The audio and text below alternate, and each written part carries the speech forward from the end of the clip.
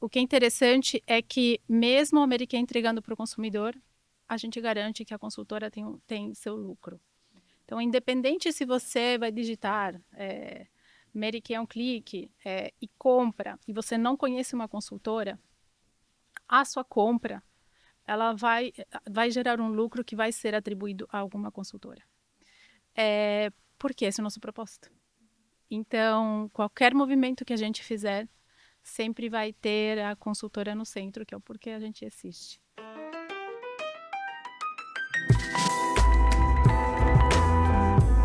Você já pensou em transformar os seus vendedores em criadores de conteúdo? Com a Socialis, seus vendedores aprendem a dominar as redes sociais, aumentando vendas e ampliando o alcance digital da sua marca.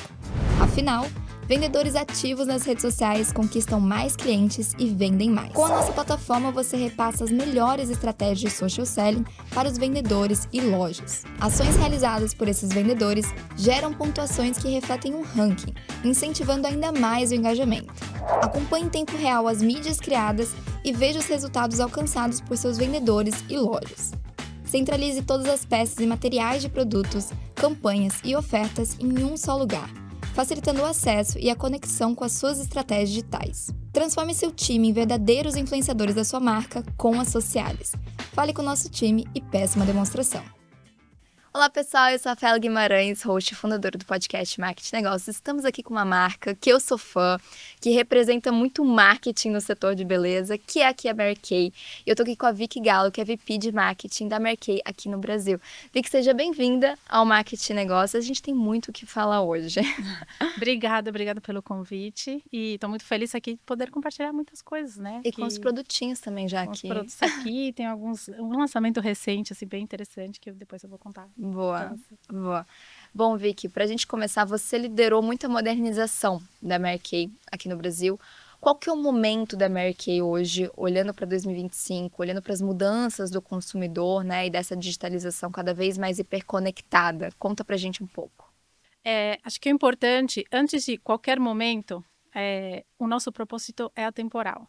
O nosso propósito vem desde 1963, quando a Mary Kay Ash fundou a Mary Kay. Ela vinha do mundo corporativo e com esses sonhos de querer fundar uma empresa que desse oportunidades para as mulheres, para transformar a vida das mulheres. Ela começou com $5.000 e 10 consultoras de beleza, e hoje é a Mary Kay que nós conhecemos com o mesmo propósito. Transformar a vida das mulheres. E ainda tem aquele mesmo propósito. Sim, isso é o nosso porquê a gente existe. Mas lógico, né, temos que sempre estar atentos ao que acontece no mercado e nos adaptando. E a Mary Kay é muito conhecida desde, né, seus começos pelas sessões de beleza, né? Tem muita lembrança, eu que sou mais velha que você, muita lembrança de mãe participando, né, de sessão de beleza, ir com você. E eu já tive uma com a minha mãe. Então, todo mundo tem alguma lembrança até hoje de ter participado de uma sessão de beleza, e esse foi sempre o nosso forte, porque as nossas consultoras realmente são muito mais, né, do que só consultoras de beleza independente. E essa sessão de beleza na pandemia não dava para fazer presencial.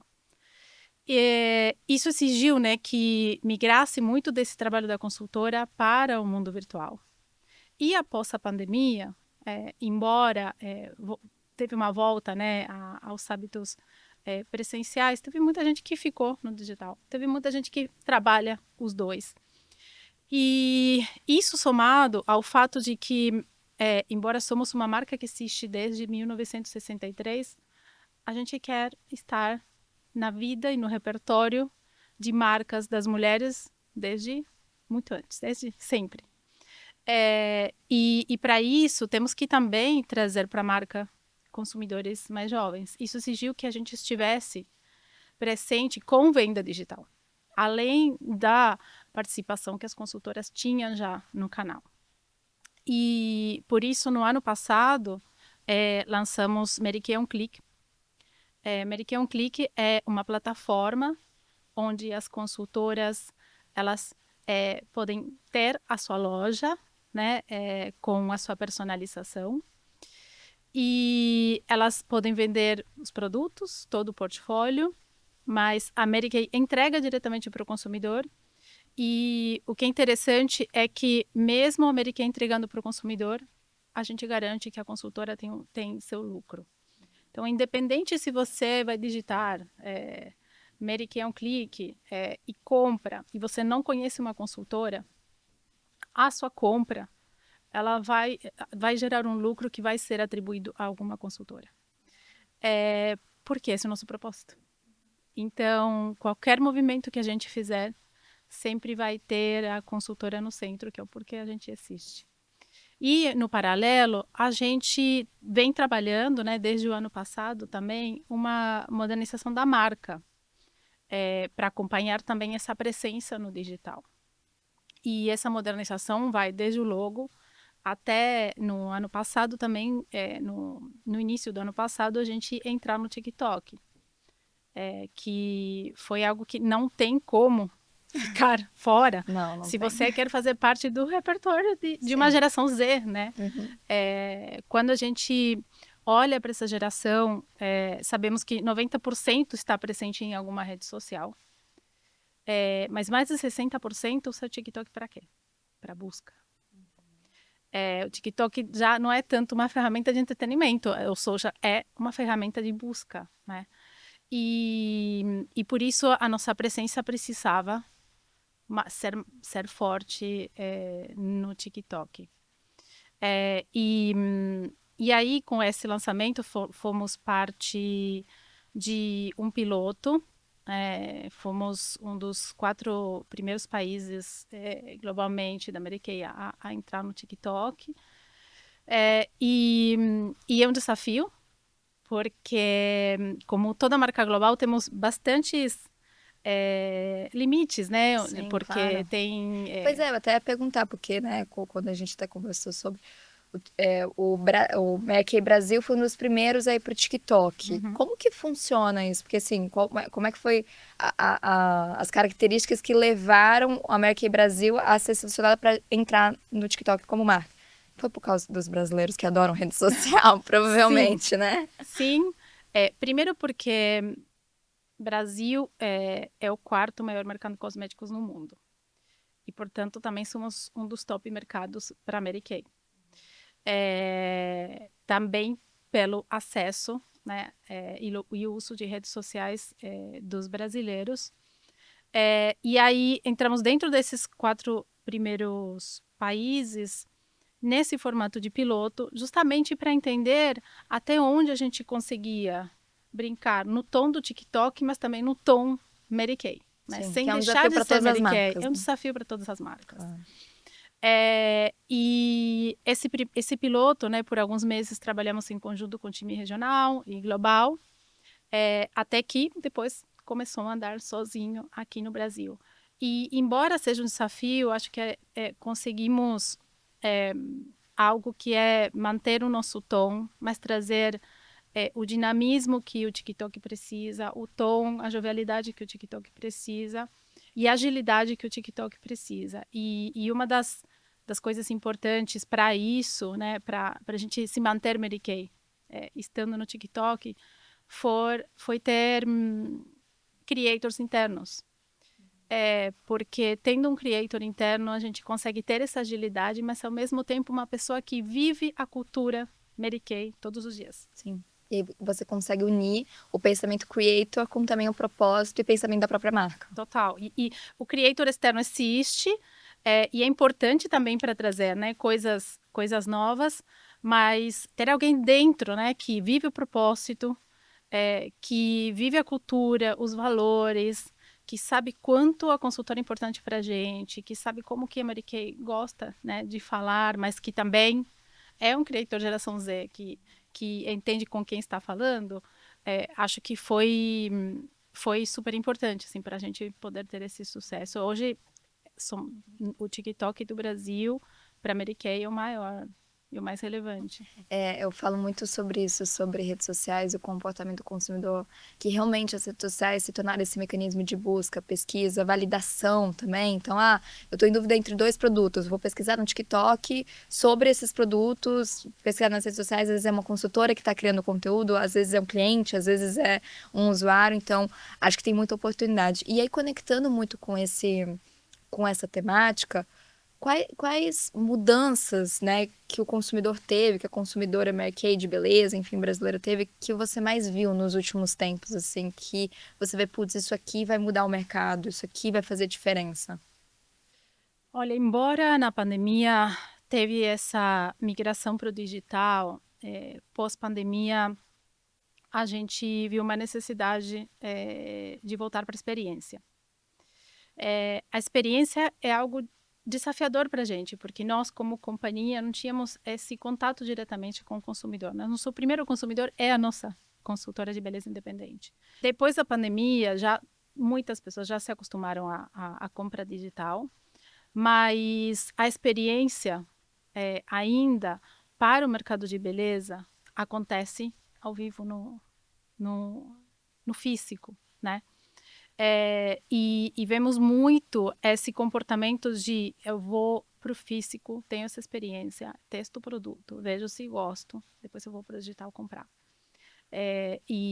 Assim, no nosso segmento de beleza acontece muito e para a gente era um desafio, porque nós não temos loja, né? Temos as nossas consultoras nos representando com as sessões de beleza, mas nós diretamente, nós como marca, não conseguimos criar essa experiência de marca.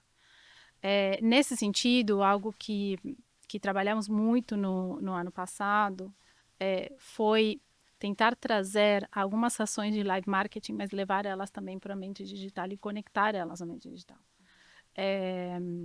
Porque as ações de live marketing por si só, elas vão ter um alcance muito limitado e são ações custosas, mas a partir do momento que você conecta elas com campanhas digitais, com influenciadores, você amplia muito mais a voz delas e a experiência chega a mais pessoas para poder trazer a experiência direto da marca para o cliente. Além disso, algo que tem vários reportes de WGCN que falam como esse consumidor está buscando produtos que tragam bem-estar. Tem alguns dados, falam que 75% das mulheres priorizam produtos, buscam produtos que melhorem o humor e façam elas se sentirem empoderadas quando a gente fala de beleza. Então, quando nós viemos falando muito, né, de produtos de alta performance por muito tempo, e isso não é que deixa de ser importante, mas bem-estar e emocional começam a ter um papel muito forte, né? e um espaço muito forte no momento da escolha de que produtos eu vou priorizar. Lógico que também em pesquisas no final do ano passado, 75% dos consumidores falaram que têm intenção de fazer compras digitais esse ano no nosso segmento. E sim, mas isso não quer dizer que não façam também, né, no físico. E que as experiências se alimentem, né, esse complemento. Acho que Exatamente. eu até vi uma pesquisa esses dias falando como o físico está voltando no sentido de até a geração mais nova, que hoje é uma geração preocupada cada vez mais com a saúde, que muito se conecta com o que você está falando de bem-estar, mas também está comprando revistas, está lendo mais livros físicos, porque o excesso de informação e excesso do digital está tendo essa dependência muito grande do digital e também essa falta da experiência física, né? E eu acho que isso se conecta com a estratégia que você está falando. Sim, e tem que estar assim, olhar para frente, né, já com muita antecedência, porque essas mudanças acontecem muito rápido. Hoje a gente está, né, nesse momento onde esse bem-estar é tão buscado e tão importante, bem no momento que a gente está lançando uma fragrância que foi construída e trabalhada com neurociência por trás para comprovar que ela traz sensação de felicidade. E a gente lançou agora em março, foi um sucesso, continua sendo um sucesso. tem muito a ver e vai muito nesse caminho de buscar algo mais do que um cosmético. Não é só o cosmético pela entrega que ele me traz em termos de performance, né? E a gente está falando agora de experiência do consumidor, mas algo que a Mary Kay tem muito forte é a experiência da própria consultora. A gente vê os carros rosas por aí, a gente vê até a malinha que você trouxe, a Vicky trouxe uma malinha, a gente com vários produtos da Mary Kay, ela fala, não, isso aqui é da força de vendas, né, que todas têm, enfim. Conta pra gente como é que é a estratégia de experiência das consultoras, porque a força de vendas da Mary Kay é muito forte, o engajamento com a marca é muito forte. Quais são as estratégias que vocês adotam, né? Conectado com o marketing? Como eu comentei no começo, nós temos um propósito. E o propósito, ele permeia absolutamente tudo que a gente faz. Que é enriquecer a vida dessas mulheres. E em cima desse propósito, né, que é como se fosse a fundação da nossa casa, tem alguns pilares. Então, o primeiro pilar é a consultora. E a oportunidade, porque quando a gente fala em consultora, fala em oportunidade de carreira americana. E o que isso quer dizer? Quer dizer que elas podem ter a flexibilidade, a independência, o empoderamento através de uma carreira americana e elas podem ir tão longe quanto elas quiserem. Porque elas podem vender no Brasil, elas podem vender em outro lugar, elas não têm limites, elas podem trabalhar as horas que elas quiserem, desenvolvendo a carreira independente delas, ter essa autonomia e realmente transformar a sua vida dessa forma, né, do jeito que ela quiser. Mas para isso, obviamente, tem muito trabalho por trás da companhia para trazer para elas treinamentos, educação, tem vários programas, né, das diferentes categorias. Não é sobre produtos, né, é também sobre liderança, porque elas vão desenvolvendo a carreira, elas vão se tornando líderes, elas vão crescendo, e elas vão se desenvolvendo, inspirando outras mulheres, uma puxa a outra, gera essa sororidade, e isso acho que é algo muito poderoso, né? A carreira e ela, né, como o primeiro pilar. Mas a Mary Kay Ash falava, nada acontece até que alguém venda algo. E por isso os produtos são outro pilar muito importante. A Mary Kay, a nossa central está em Dallas e lá tem laboratórios e pesquisas constantes buscando produtos inovadores, produtos trazendo a melhor qualidade, para que esses produtos sejam o meio para ela desenvolver essa carreira, e esse empoderamento e essa autonomia. Hoje a Mary Kay tem mais de 500 patentes de produtos no mundo, e nesse sentido a gente está constantemente buscando pôr na mão delas essas oportunidades. E o terceiro pilar é o consumidor. E a gente fala um pouco, né, sobre como esse consumidor, onde que está, como que muda, é algo totalmente dinâmico. Como criar essa experiência, né, como trazer essa experiência. E aí o consumidor tem tanto experiência com a consultora, agora também tem experiência online, comprando digital, e a gente traz também a experiência e o contato com a marca através de todos os nossos contatos de rede e os produtos, né? Acho que a primeira embaixadora que a Mary Kay tem é a consultora de beleza independente. Ela é a nossa principal embaixadora, nossa principal influenciadora, e a pessoa que mais conhece sobre os nossos produtos. Não, é muito legal. E a gente estava até conversando antes daqui da gravação sobre sua carreira, né? Bom, pelo sotaque e até pela tua carreira, se vocês pesquisarem a Vicky Gallo no LinkedIn, vocês veem que, na verdade, ela é da Argentina. Uhum. E você trabalhava no segmento da beleza na Argentina e veio para o Brasil e também trabalhou no segmento da beleza. Queria que primeiro que você nos desse um contexto, como é que foi essa transição e o que você aprendeu no setor da beleza que lá na Argentina era diferente e também similar semelhante, né, aqui ao Brasil. Quais são os aprendizados que você teve? Olha, 23 anos em cosméticos é muito aprendizado. Eu imagino, dá para criar com certeza um livro. Mas, bom, eu vim para o Brasil em 2012. Eu trabalhava em cosméticos na Argentina. Enfim, passei por empresas de venda direta, por empresas B2B também que fabricavam cosméticos para outras marcas. Fui para varejo também, enfim, transitei em vários canais. Aí eu vim por uma questão familiar, eu era casada com um brasileiro, eu mudei para o Brasil por conta do trabalho dele.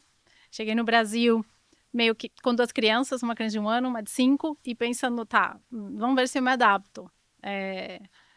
E depois de um tempo, eu senti que para me adaptar eu precisava voltar a fazer um pouquinho disso que me trazia tanto prazer, que era fazer a diferença na vida de outras pessoas, trabalhar com o que eu gosto. E aí, ok, vamos buscar, né? E sou uma pessoa de sorte, me considero uma pessoa de sorte, porque depois de tantos anos de cosmético, amando esse segmento, comecei a trabalhar em cosméticos. E acho que aí, em termos de semelhanças, né, e diferenças, o Brasil é um continente. Então, começar a trabalhar no Brasil demanda muito, estudar muito, aprender muito, porque a diversidade, a miscigenação, tudo isso é muito forte para o segmento de cosméticos, né? Os tipos de pele são diferentes, porque o clima é diferente, a miscigenação é diferente, então isso gera tipos de pele diferentes, cabelos diferentes. Em categorias de cabelos que eu já trabalhei no passado, por exemplo, você tem diferença não só no tipo de cabelo, mas até na água em diferentes pontos do Brasil. Então, um produto que resulta no sul não resulta no norte, porque a agressão no cabelo é diferente, mesma coisa com questões climáticas. Então, o Brasil é um país extremamente rico para o nosso segmento, porque as brasileiras são vaidosas, isso é muito bom, adoro. Mas ao mesmo tempo muito complexo. Muito complexo. E prestar atenção a essa diversidade para todas essas categorias é super importante. Acho que essa é uma das principais diferenças, assim, em termos de categoria de beleza como um todo entre Argentina e Brasil. Legal. E você fala abertamente sobre esse equilíbrio, né, entre vida pessoal, vida profissional, e a gente está num contexto aqui onde você veio para o Brasil com 2 filhos, teve ali uma provocação do seu filho para voltar a trabalhar, e aí teve essa provocação que fez toda a diferença ali na sua vida. Você acredita no equilíbrio entre vida pessoal e profissional? O que você aprendeu? Quais são suas dicas aqui para a nossa audiência, para as mulheres, sejam empreendedoras e executivas, que também queiram ter esse equilíbrio melhor, trabalhar muito bem esses valores dentro de si? Vou contar essa parte do meu filho, É uma para boa todo história. mundo entender. É uma boa história. Porque como eu contei, quando eu mudei para o Brasil, mudei com meu filho de 1 ano, que era um bebezinho, e o de 5. E aí, depois de 6 meses, um dia o Lucas, com 5 anos, me pergunta: mãe, quando você vai voltar a trabalhar? E eu estava me dedicando, pegava eles na escola, levava a tomar sorvete, fazia piquenique poxa, no parque. já tô trabalhando. Eu tô fazendo um monte de coisas e ainda eu tô me dedicando muito a eles, né? E aí, eu falei, mas é o trabalho, eu só não sou remunerada, mas é o trabalho, tudo isso que eu faço é um trabalho. E aí ele falou, não, mãe, mas eu falo quando você vai voltar a trabalhar fora de casa. Eu falei, mas por quê? Você não gosta que eu te levo para tomar sorvete? Não, mas porque quando você trabalhar fora de casa, você será mais feliz. E aquilo eu falo que foi com 5 anos, ele me deu esse presente. Porque eu percebi que estava me faltando algo, né? E algo não era o trabalho em si, mas era de fato fazer algo que tivesse um impacto para fora, além do que eu estava fazendo, impactando dentro da minha família. E aí foi o momento que eu falei, ok, preciso voltar a trabalhar. Então, não teria nem como isso ter acontecido se eu não acreditasse no equilíbrio. E eu acho que não tem certo ou errado. Até eu estava te comentando antes do podcast, depois de ter passado por essa experiência, né, de não trabalhar, valorizo muito mais as mulheres que ficam em casa trabalhando com a família, né? Então, dou muito mais valor a isso. Mas para mim, o meu equilíbrio, para cada um, existe um equilíbrio, e mais do que equilíbrio, eu chamaria de balanço, né? Porque equilíbrio é uma coisa estática, balanço é dinâmico. E isso muda ao longo da vida, muda ao longo da nossa carreira. Tem momentos de carreira que nos exige mais, tem momentos de carreira onde a gente consegue se dedicar mais à vida pessoal, e ao contrário também, né? Tem momentos da vida pessoal que nos exigem mais. Mas eu acredito nesse balanço, sim. Nem sempre eu consegui ter. Seria muito, muito romântica dizer que ao longo de 23 anos foi sempre um balanço perfeito. Às vezes o balanço Mas está nessas fases que são às vezes mais intensas, mais calmas, sim, né? sim.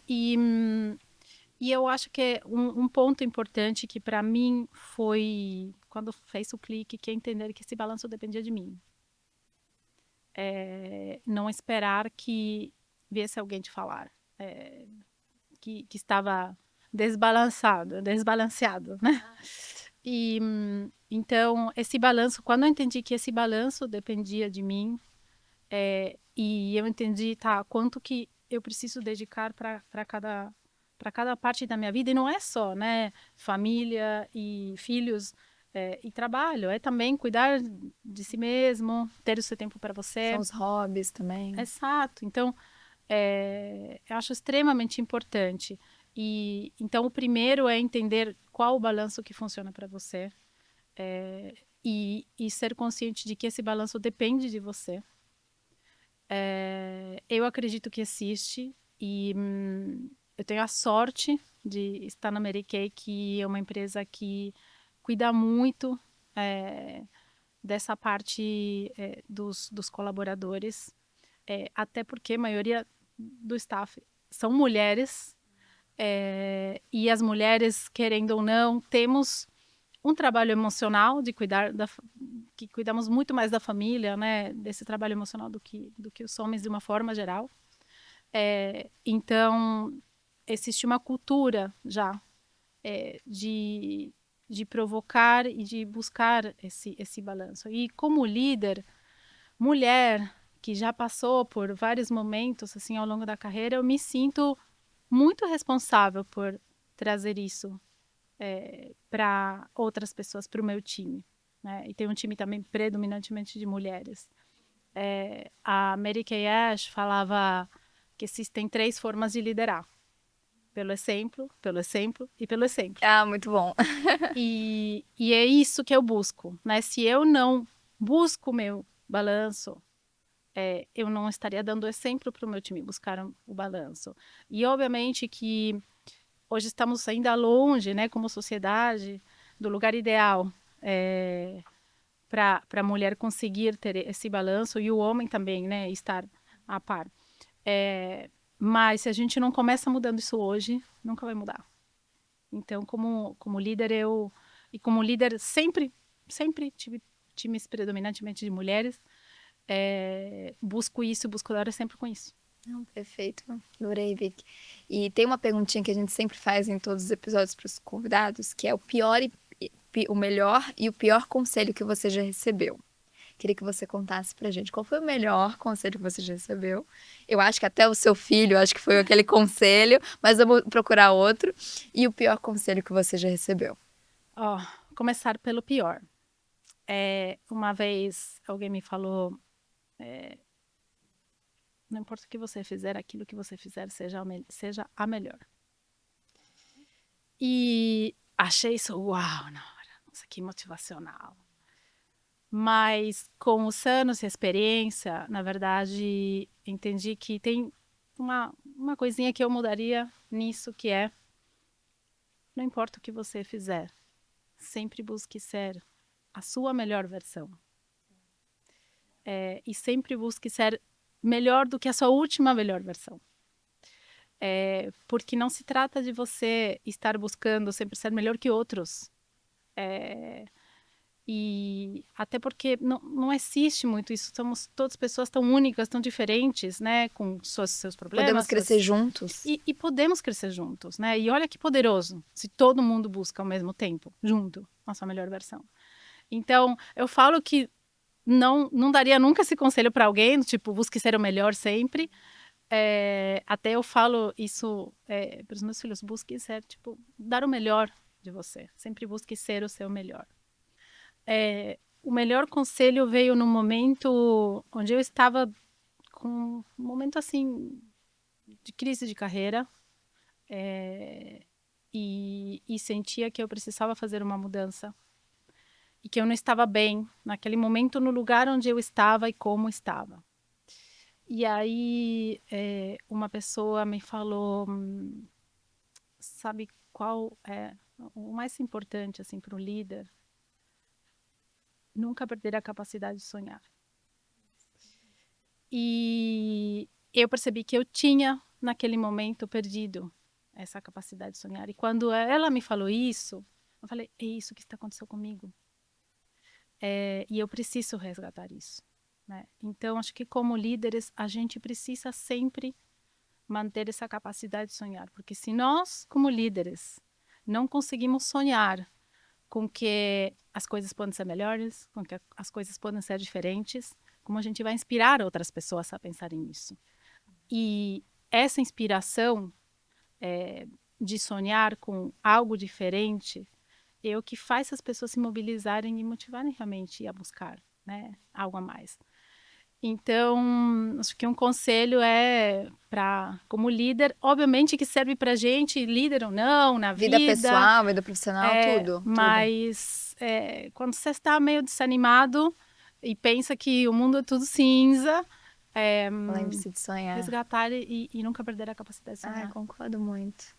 Eu sonho muito, eu manifesto muito. Tem coisas que eu tirei print, que eu escrevi, sei lá, 6 meses atrás que eu tô realizando hoje. Então, também, não só sonhar, mas também manifestar, conectar os sonhos no dia a dia, escrever. Acho que é super importante isso, concordo muito. Muito. E outra coisa que é importante é celebrar. Né? A gente vive nesse mundo onde é só entrega, entrega, entrega, entrega em todos os aspectos da vida. E a gente se celebra muito pouco, né? Tudo que a gente faz, tudo que a gente conquista. E isso também é super importante. Concordo muito. Vicky, obrigada. Eu adorei o papo, aprendi muito com você. Você é um exemplo de liderança. Fico muito feliz de ter trazido você aqui para o nosso papo, conhecer mais sobre a Mary Kay, conhecer mais sobre a sua carreira. Espero que outras mulheres também possam se inspirar, né, no nosso papo aqui, sejam empreendedoras, executivas. O link aqui do LinkedIn da Vicky vai estar aqui na descrição do episódio, todos os links aqui para você conhecer, para vocês conhecerem ela também. Vicky, mais uma vez, obrigada. E até o próximo episódio, pessoal. Obrigada, Rafa. Até.